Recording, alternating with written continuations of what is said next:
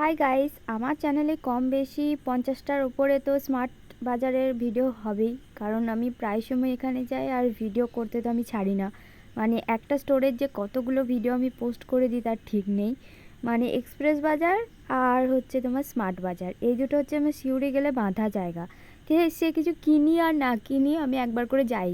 তো এক্সপ্রেস বাজারের কথা বাদ দাও, স্মার্ট বাজার তো গিয়েছিলাম কাজেই। আর এখান থেকে ভোরে ভোরে পাস্তাগুলো নিয়ে আসি, কারণ আমি ওই টিফিন টাইমে পাস্তাগুলোই খাই।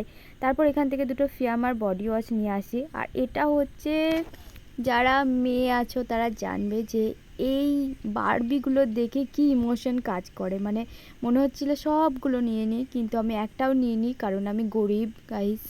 তো এখান থেকে আমার যা যা নেওয়া হয়ে যায়, তারপর বিলিং কাউন্টারে বিল করে আমি সোজা বাড়ির দিকে চলে আসি, কারণ আর কোথাও যাওয়ার মতো আমার আর এনার্জি ছিল না। এমনিতেই আগের দুটো ভিডিও দেখলে তোমরা বুঝতেই পারবে যে আমি কত জায়গা ঘুরেছি সেই দিন।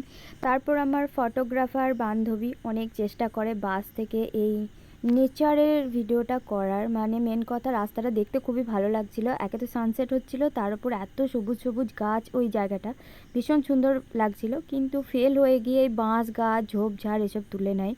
মানে আমি ওটাই ভিডিওতে অ্যাড করে দিলাম ওর খুশির জন্য। তারপর আমি আমি একটু চেষ্টা করি যে আমার কয়েকটা ভিডিও করার।